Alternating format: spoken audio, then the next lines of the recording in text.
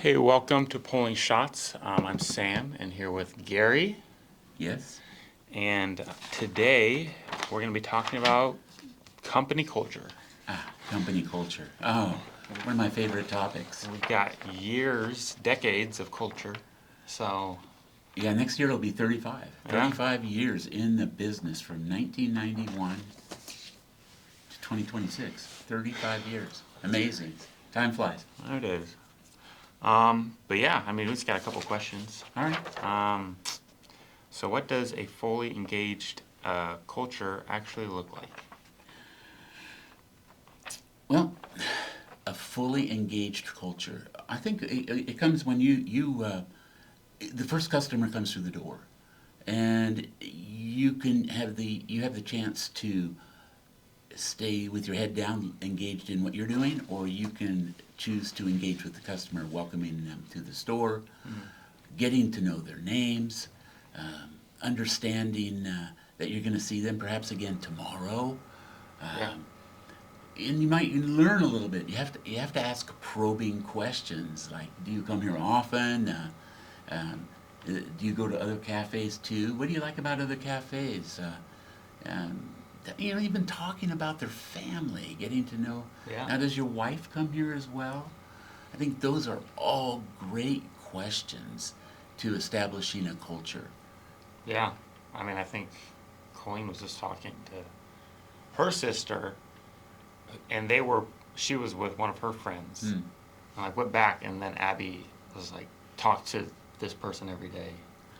Yeah. So it's like my aunt's friend that goes here, and they're like, I don't know, just how the community works within coffee shops. It I is a think is just community. crazy. You know, I was having coffee with a good friend this morning, and we were sitting close to the front door, and four customers came in within 45 minutes that all took time to stop and engage in conversation Yeah. with us.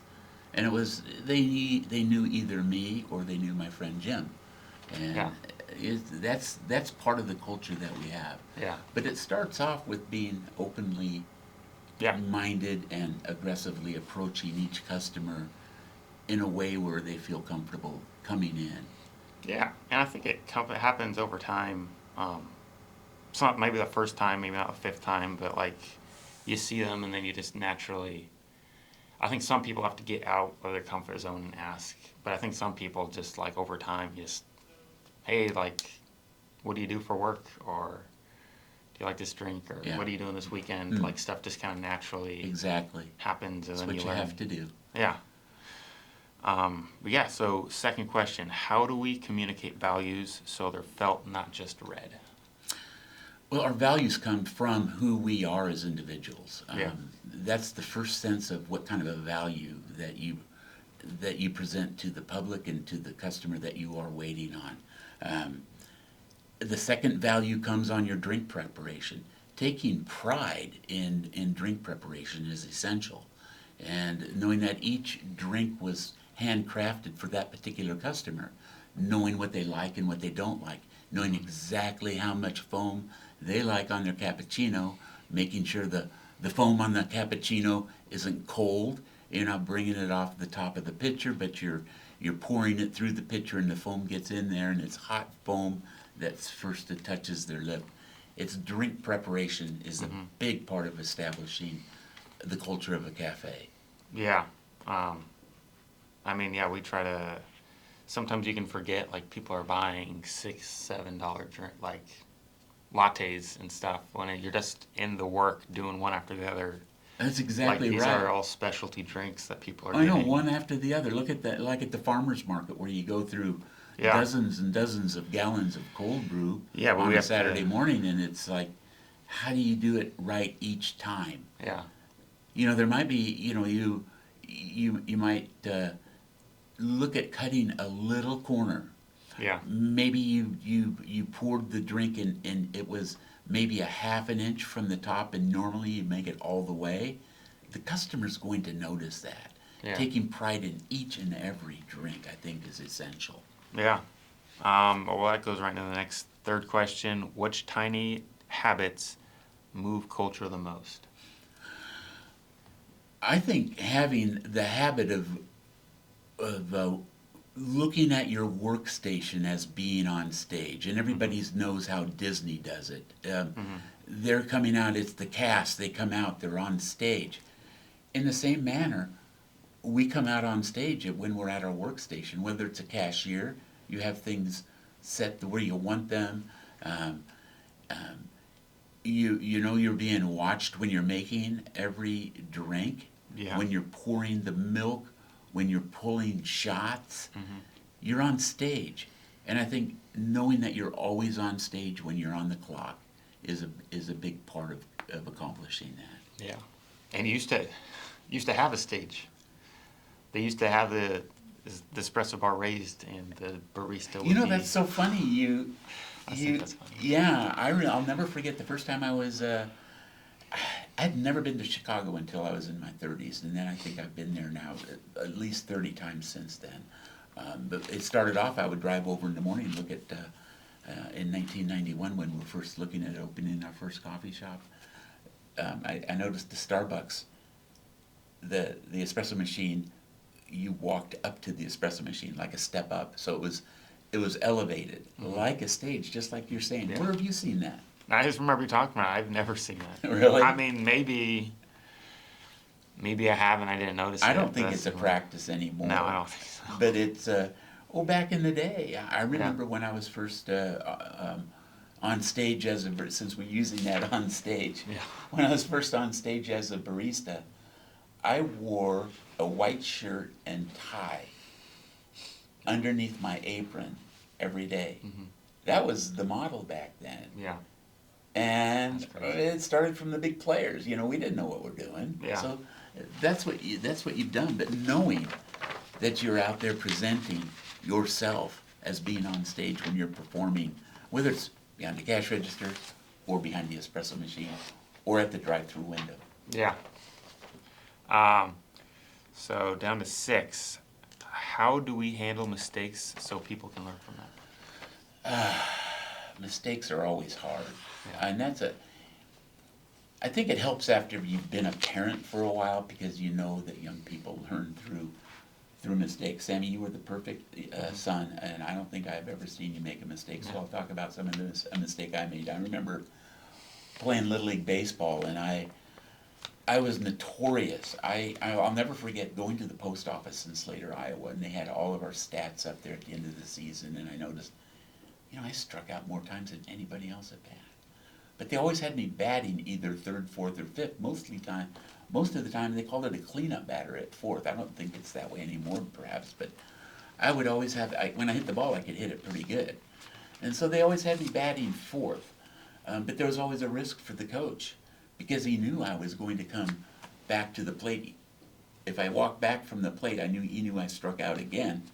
Never said anything, never changed my position in the lineup, because I knew I was not going to strike out by watching the ball. I was going to go down swinging. Yeah. And I think those could be viewed as mistakes, but they also can be viewed as learning experiences.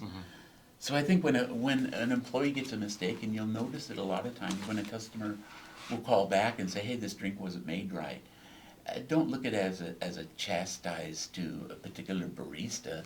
Look at it as a growing opportunity, and letting the baristas know, letting the cashiers know, letting everybody know mistakes are welcomed here. We'll talk through, we'll all be better people because you made a mistake, and we talked through it, so you know how to do it differently next time. Yeah.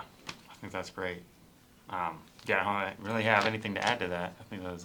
Do you have any mistakes that you made growing up? Oh yeah, I'm sure I do. I don't need to. I probably have your mom probably has a list.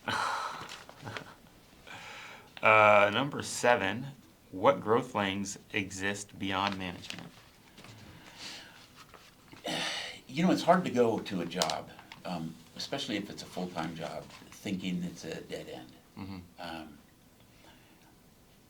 I think everybody that comes into our company, they've seen the history, our track record on what happens with staff, with employees. For instance, at our roasting operation, and we didn't start off as a coffee roaster, But now we have four people that have come up from, 4 or 5 people that have come up from a barista position maybe through management, or maybe from a barista to come to our roastery, Yeah. working at the roastery. Not that that's a destination, but they may want to be a coffee roaster. And 2 of the people that started off as baristas are now our 2 main coffee roasters. So Yeah. it's knowing that the ladder is always there. Yeah. People want, it's just part of our nature is to Yeah. better ourselves. I think that's a good part of the culture, to have that opportunity for people. Oh, definitely. Or even just just a growth mindset, not even knowing the direction, but like Yeah. if you're a single coffee shop, if you have that growth mindset, I think it attracts people. Just attracts the right people. No, you're exactly right. Look at your children. Yeah. I mean, you're married, you got 3 children. They start off nursing and then to a bottle, and then all of a sudden they're drinking out of cups. Yeah. You know? Uh, Is that a good Yeah. analogy? Probably not. Maybe. Yeah. I mean, you gotta grow. All right? So, yeah. At least you don't have a choice, but. Yeah, if they knew they were going to be drinking out of a bottle for the rest of their life, they probably would not like that when they're 10. Yeah. Well, question 10. What 3 practices will we start this week? Is that us or? I think it's a challenge. I think you can just pick. And I wrote 3 down. Number 1, I wrote down greeting each customer. Wherever you're at, lift your head up. Yeah. And greet the customer that just walked in line. Say there's a line of 5 people, and somebody walks their number 6. Yeah. Make eye contact and greet that person. Yeah. Let them know they're welcome in the store. Yeah, I think that's always something people can do better. Cause yeah, you don't want someone to wake it all the way to the register and nothing is said to them, and they're just there. Right. But yeah, I mean, there's also the crumble cookie where you walk in and everyone has to say welcome to crumble. And it's like if the right person, it's like, oh, that was really friendly. But then the wrong person's like, oh, they just have to say that. Like they don't actually care.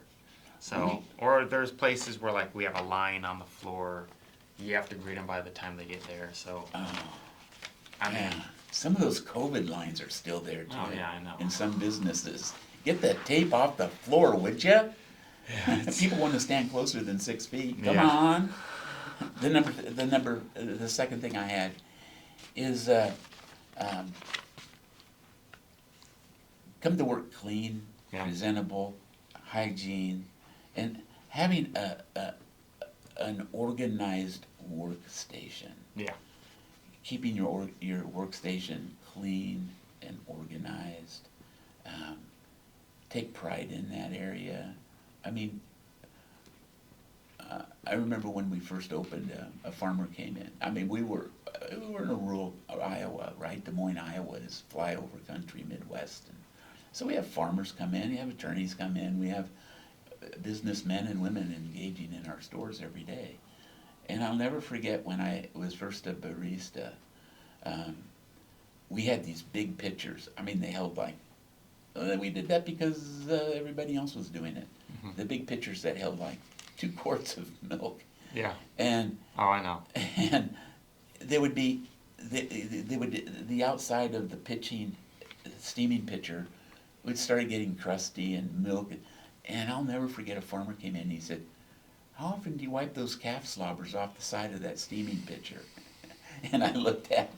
Yeah. And I started laughing, and I looked at him and I said, "From this day forward, I will not let calf Yeah. slobbers Oh, I know what you run mean. down the outside of the When it steaming pitcher." steams up a little bit and then it goes on the side and immediately, like, kind of freezes. Yeah, oh, yeah. Cools down and just sit there. If you have to scrape off the calf slobbers, you know you're not taking care of your steaming pitcher. Yeah. Taking pride in your work. Yeah, I think there is. That's definitely a line too, where like if you have a team like we've settled on, I think, just having something Friedrichs apparel, like whether it's a t-shirt, sweatshirt, or an apron that we have. Because there's some places, if you just leave it open, like you want to have that fun creativity, then people take it too far, and then they just come in, or they just come in their pajamas or whatever it is. But No. if you have too strict, some people like Starbucks. I think they have a model where you just have an apron, 100%, no questions asked. You just wear an apron, and that works for them. But it kind of depends, just Yeah. the culture that you have. Well, when we first started, and this, you're going back 30 years, so piercings and tats they were not part of our present day culture in this arena. On the coast, of course, it's different, but people would, I think we had a policy on certain piercings. I think we still have a policy on if it gets it can be over the top. Don't get me wrong, but I think if they had a nose piercing or lip piercing, or they would have to remove that while they were working. If they had tattoos on their arms, they would have to wear long sleeves. That's 35 years ago. You have to engage present day culture. Yeah. And realize it's a different day. It's a different clientele, and the old model of clientele has had to accept the new model of clientele as well. Just adaptation to survive. Yeah, and that's funny because there's like a trend now that you see of people like walking into a coffee shop and then they see the baristas, not like when you see your barista doesn't have any tattoos, then they turn around and then the barista's like, wait, and then they pull their sleeves up and they like, so like only good coffee shops have tattooed baristas. Is that a That's the thing? idea, yeah. Yeah. It's just, full circle. I'm starting to not know anybody that doesn't. I think the only 180. person that I know that doesn't have a tattoo is my wife. Yeah. Do you have a third practice, or did we get all three? I think we got all three. All right. Well, cool. I don't know. Do you have any parting thoughts? Company is. culture? It has to be fun. Yeah. If we're not creating a fun environment, who are you going to attract? There has to be a sense and understanding that it is, at the end of the day, it's a job. Everybody else has lives that they're living, and when you're out away from Friedrichs is where most of the people spend most of their lives. And when they come to work, it's not only a job, it's a job that they enjoy. Back in the day, there were only a few cafes around. Now, baristas have a choice of where they want to work. You want to work in a drive-through, you want a big sit-down cafe, you want to work at a Friedrichs where you might have a drive-through, a fireplace, you have outside patios. The baristas chose to fill out an application to work at our place, and we have to realize that, and take pride in the fact that they chose us first. Now they're giving us an opportunity to choose them. So I think humbling yourself as a store owner and realizing they chose to come in and fill out an application to become a barista at your store. Yeah. I think that's awesome. Yeah. Do you think that's all we got for today? I think that's about it. What, are we going to sign off from Pulling Shots? Yep, pulling I shots. don't know where you got that name. It just randomly one day. Just pulled up. It just came from within. Yeah. Just kind of happened. I remember as soon as you got that name, Pulling Shots, it just landed. We go, that's great. Somebody's already thought of it. So we started attaching ourselves to it on different platforms so we could at least own a big part of it. Yeah. Yeah. I think we got like the website or something. Yeah. We started looking it I up. said, Josh, help us here. Yeah. We got to own this thing. Put it. I don't know how that stuff works, but you got it. Not that it's great or not, but it felt